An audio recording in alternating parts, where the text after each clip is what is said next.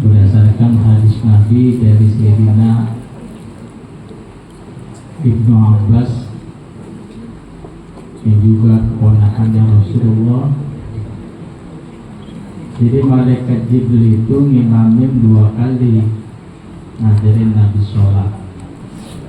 Hari pertama awal waktu, hari kedua di akhir waktu.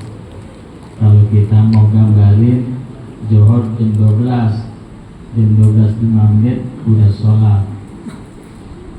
Hari pertama Asar jam 3, jam 3 udah sholat. Begitu maghrib, isya dan subuh awal waktu. Hari kedua kalau Zuhur habis jam 3, jam 2:55 sholat Zuhur. Asar kalau Asar jam 6, jam 5:55 baru sholat asar. Maka kata Jibril kepada Nabi, sholat waktu sholat itu hari ini dan hari kemarin. Awalnya yang kemarin, akhirnya yang hari ini. Begitu. Itu waktu sholat.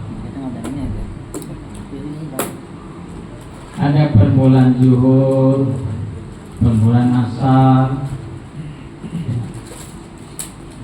maghrib, isya, subuh. Ada habisnya zuhur, asar, maghrib, isya, subuh. Begitu. Kapan kita sholat tepat waktu, kapan kita sholat awal waktu. Kalau awal waktu sudah pasti tepat waktu, tapi tepat waktu enggak selalu awal waktu. Sholat Zuhur jam 2:40 di tepat waktu, kan belum habis asarnya. Karena asar udah geser nih jam 3 kayaknya baru asar. Kurang. Tepat waktu, begitu. Kayak kita di listrik, tepatnya tanggal 10. Ya tanggal 10 bayar masih tepat waktu, belum telat. Tanggal 11 baru telat. Begitu. Dari sholat yang 5 waktu, maka ada 1 waktu yang paling topnya di antara 5 waktu itu, yang paling tinggi dari yang 5. Begitu. Allah berfirman dalam surat Al-Baqarah ayat 238,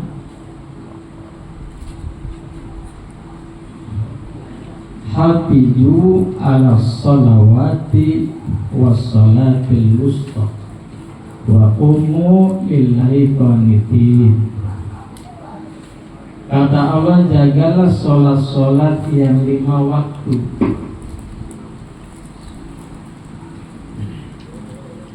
Wassalatil wusta, khususnya sholat wusta. Artinya jagalah, diantaranya diperhatikan tuh sholat yang 5 waktu, dijaga. Begitu Allah suruh jaga sholat 5 waktu kita. Khususnya ada penekanan nih. Apa? Sholatul wusta. Itu sholat wusta.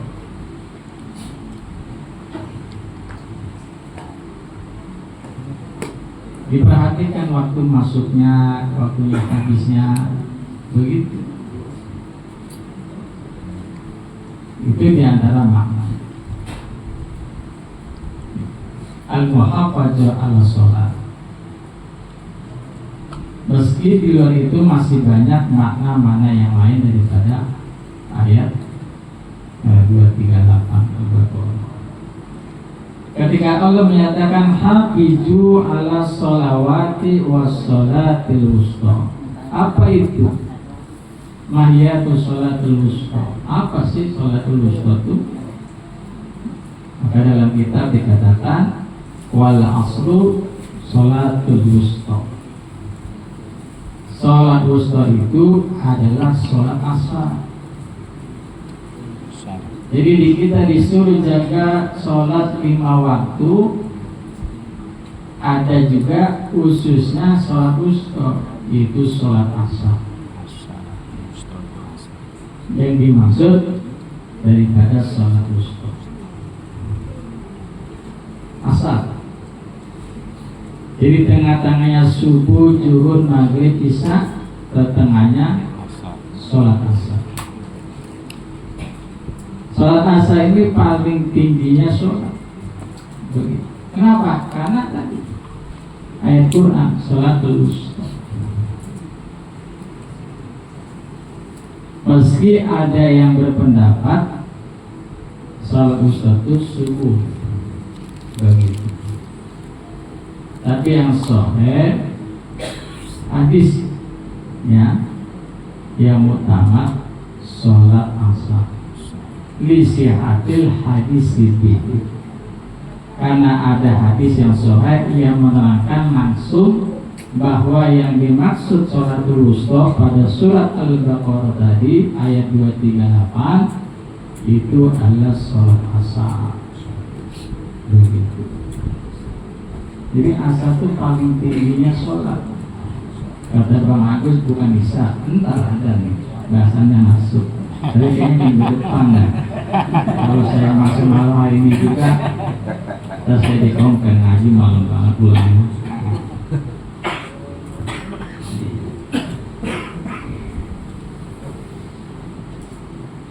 Sholat asar paling tingginya dari yang 5 tadi. Ya, kalau gitu gua sholat asar aja, isya subuh gak usah. Bukan begitu maksudnya. Tadi kan hadis jaga sholat 5 waktu, khususnya sholat wusta. Bukan berarti yang seperti hadis yang diriwayatkan oleh Imam Abu Dawud berkenaan asar adalah sholat wusta. Juga Imam Tirmidzi, Imam Bukhari, juga Imam Muslim, semua hadisnya mengerucut dari Imam Ali karamallahu wajhah radhiyallahu ta'ala. Kata Imam Ali, waktu terjadi perang Ahzab, ada dalam Quran itu surat Al-Ahzab ayat 21 dan 2. Yang ayat sebelumnya itu laqad kana lakum fi rasulillahi uswatun hasanah liman kana yarjullaha wal yawmal akhir wa dzakarallaha katsiran. Walamma ra'al mu'minuna al-ahzab qalu hajama wa'adana, dan seterusnya. Perang Ahzab itu perang Khandaq.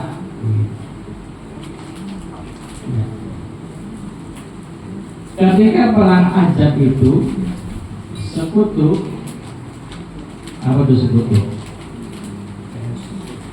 Di Quran disebut sekutu. Sekutu apa tuh? Kecil apa gede sekutu? Kecil sekutu. Sekutu. Sekutu.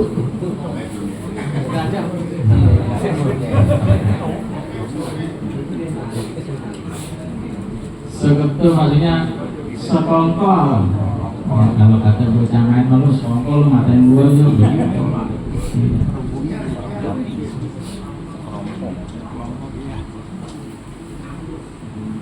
Jadi umat muslim digempur pasukan sekutu perang Khandaq, itu menyerang kaum muslimin dari bermacam penjuru tuh.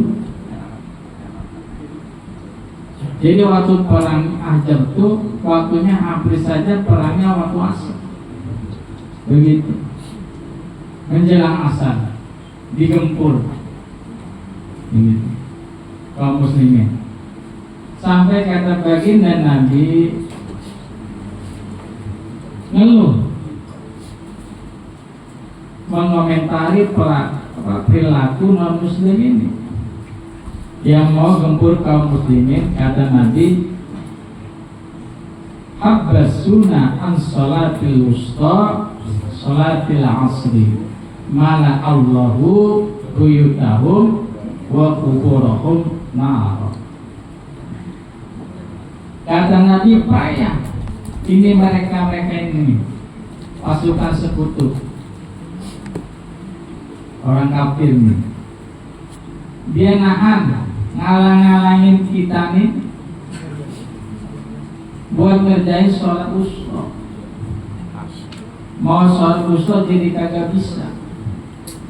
Menjelang asar digempur. Begitu. Sampai Nabi akhirnya nyumpahin ke mala Allahu buyutahum wa kuburahum nar. Moga-moga Allah penuhi rumah-rumah mereka, kuburan mereka nantinya dengan api. Begitu. Nabi nyumpahin. Jadi kita jangan kejebak. Nabi itu lemah lembut, nggak pernah nyumpahin orang. Ya dalam konteks apa dulu? Jadi kalau ada orang ceramah berkuat-kuat, masa ceramah begitu? Ya konteks apa dulu? Nabi selalu membutuh konteks apa? Ada kalanya Nabi juga angkat senjata dalam hal apa? Itu Nabi itu sebulan nyumpahin orang itu. Namanya kunut nazilah. Kenapa? Nabi utus tuh 70 ulama buat dakwah ke kampung Bani Hujayah. Dibunuh semua. Dibunuh. Alim kafir semuanya ulama dibunuh. Maka Nabi sumpahin ke sebulan kunut nazilah. Buat nyumpahin itu orang kafir. Habis sebulan Nabi nggak kunut. Nah ini yang dipakai dalil oleh saudara kita. Nabi itu subuh itu nggak pakai kunut, karena Nabi cuma kunut sebulan lalu Nabi nggak kunut lagi. Nah makanya mereka nggak kunut. Padahal itu yang mereka pakai kunut. Apa Nabi kunut itu kunut nazilah, bukan kunut subuh. Dan itu kita bahas waktu puasa. Rukun di iktidal buku ya 3 rukun besar, jadi kita nggak balik ke belakang.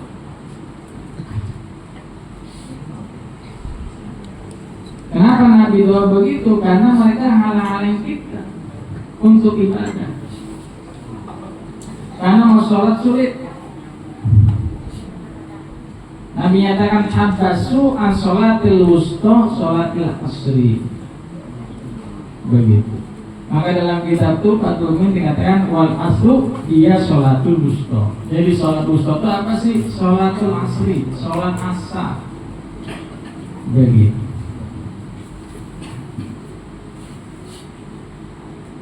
Bahkan dalam Musnad Ahmad bin Hanbal melihatkan hadis daripada sahabat Abi Iyas radhiyallahu ta'ala, itu mau perang tuh kaum musyrik kafir mau gempur kaum muslim itu,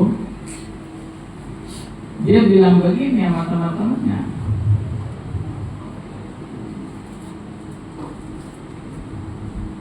kalau kita mau gempur Nabi sama sahabat tuh habis zuhur. Begitu. Jangan zuhur, asar aja. Habis zuhur mau jalan asar, gempur, serang maksudnya. Pada bilang begitu orang musyrik. Kenapa? Karena mereka tahu asar itu punya nilai besar di mata Allah.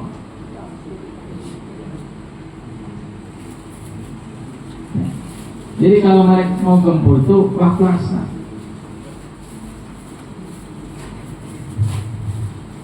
Kita bakal menang kata mereka. Begitu, bakal menang. Karena mereka ngepakin lahum ba'da hadis sholat ahabbu ilahim min abaihim wa abnaihim. Kata mereka tuh yang ngomong tuh kan temennya nggak pada belum paham tuh.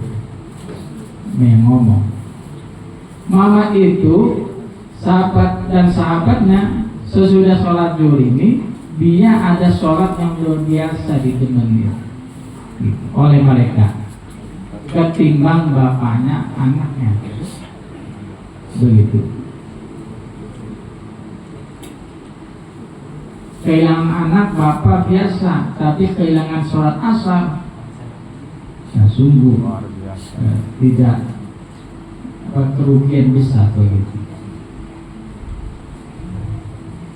Orang musik tahu.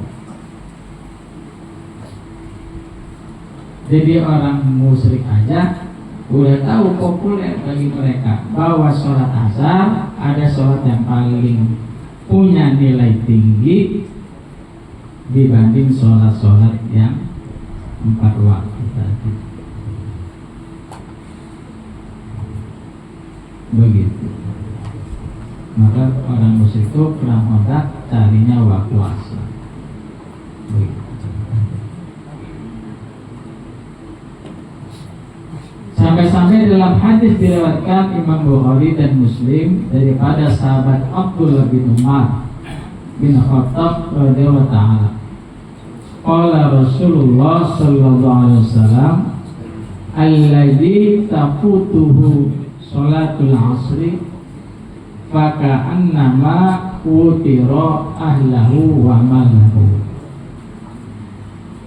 Orang-orang yang kagak keburu ngerjain sholat asar ketinggalan, itu orang nggak ngerjain sholat asar itu seakan-akan diputus dari keluarganya dan harta bendanya. Maksudnya rugi serugi-ruginya begitu kalau kagak sholat asar. Itu yang biasa pada nonton bola tuh, sholat asar bakal gak? Iya.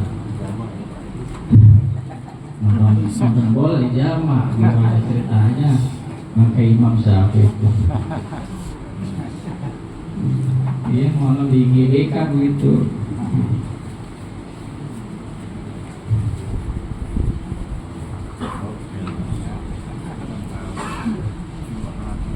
Kebablasan. Ada riwayat dalam kitab Ishadul Ibadu, ada seorang perempuan nanya kepada seorang nabi min anbiya Bani Israil, saya ini berbuat dosa, kira-kira diampuni enggak? Maka ditanya, emang dosanya apa? Maka kata perempuan, saya ini berzina, saya punya anaknya saya cekek mati, habis mati saya potong-potong sampai 70 potong, kalau potong direbus dijadiin cuka minyak, ya goreng lalu sama minyak apa, dia jual ke pasar begitu. Itu kira-kira dosanya kecil atau gede? Itu yang tadi itu perempuan tuh gede. Tapi ini materi nggak bilang bicara tentang solusi, dia bukan. Tuh ngapa tuh perempuan sampai kayak begitu, zina, punya anak, dibunuh, dicekek, mati, potong-potong. Iya kan di Jepang begitu kan, sop ala bayi kan ya, ada ya? Iya, sop ala bayi. Kalau kita mah sop ala itu aja lah, ayam kakak kan.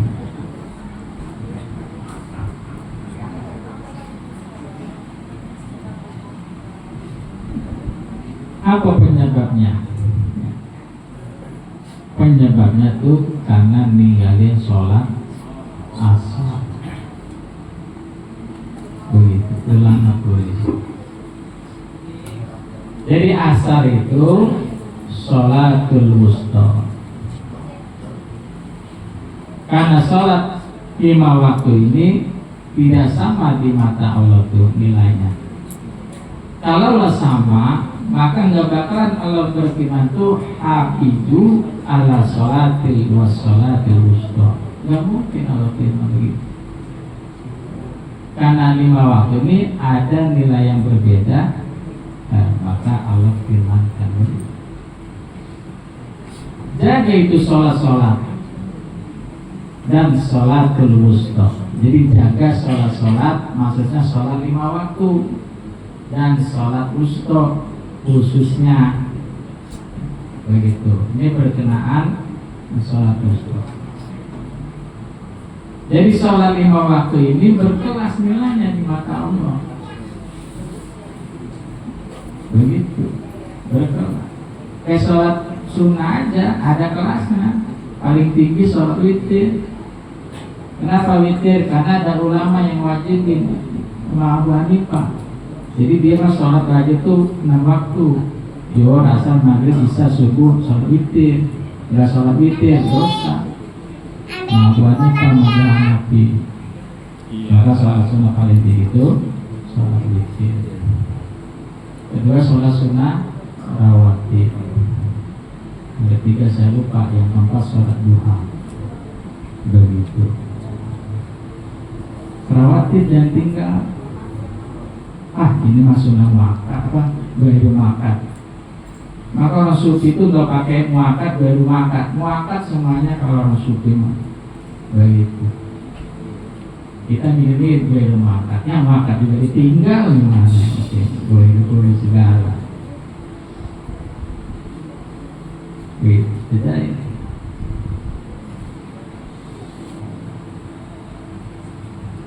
Berkelas, ada yang tinggi, ada yang terendah. Kalau begitu mana yang paling tinggi, mana yang terendah? Fahiyya afdhalus sholawati.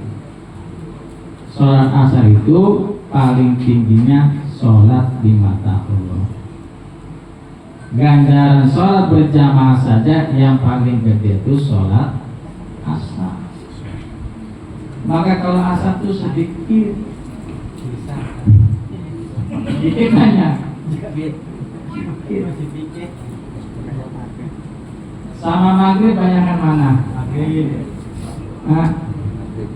Ini pada sholat kagak dimulai.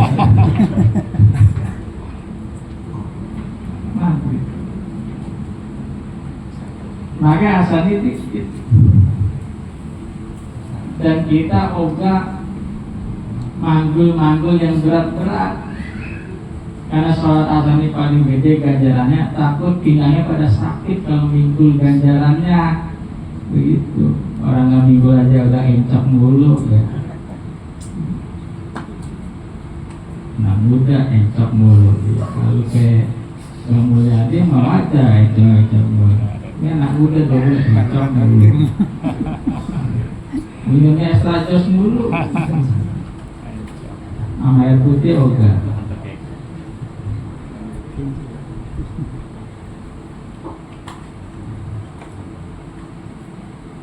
Maka ngambilnya dikit-dikit. Maka yang paling tinggi itu sholat asar. Nomor 2 sholat subuh. Nomor 2. Nomor 3-nya sholat isya. Nomor 4-nya sholat zuhur. Nomor 5-nya sholat maghrib. Jadi nomor 1 sholat asar, nomor 2 sholat subuh, nomor 3 sholat isya, nomor 4 sholat zuhur, maghrib nomor 5. Begitu. Kalau gitu gua sholat asar aja dah. Maghrib isya subuh kagak. Bukan begitu maksudnya.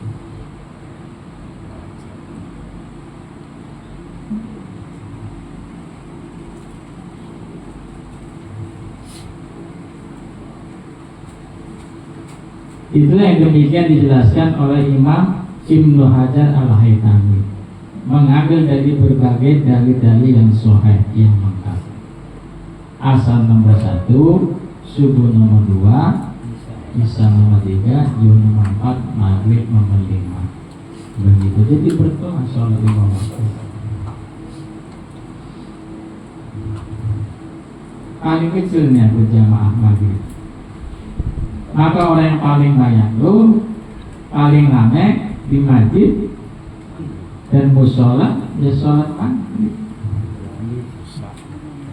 Kalau pola maghrib itu alitet bisa 3 baris, 4 tuh anak kecil gitu. Kalau asar mah kadang sebaris aja udah maksain banget. Tapi kalau hujan, ya udah imam sama marbot doang. Kadang marbot juga telat ajalnya.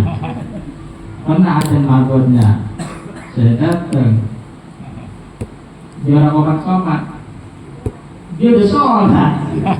Lah gimana aja? Bukan nungguin orang datang, dia udah sholat dulu. Jadi kita yang datang sholat sendiri. Begitu, asal.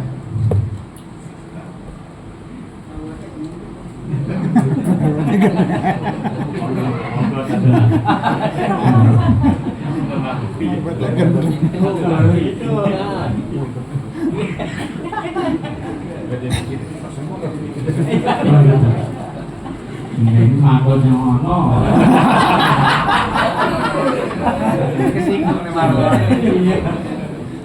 Alif, bukan alitan ya.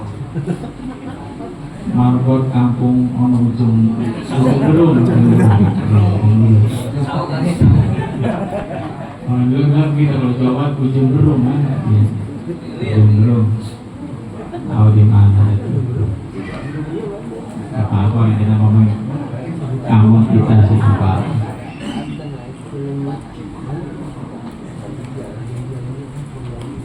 Asal gitu ya. Maka nggak ada tuh asar gabungan kan? Yang ada itu subuh gabungan. Ya. Kalau subuh gabungan sering tuh, kalau di pandu-pandu hadirlah subuh gabungan berjamaah. Tapi nggak ada tuh hadirlah asar berjamaah gabungan. Ya. Orang buka bersama aja kalau di masjid asar berjamaah, maka nggak ada yang datang juga asalnya. Iya. Maghribnya. Begitu. Emang berat yang paling gede yang mana juga berat. Ini kita yang paling gede aja kita angkat berat. Gitu. Emang paling gede mah berat. Aku juga berat yang paling yang gede. Termasuk kan yang jarang berat. Begitu.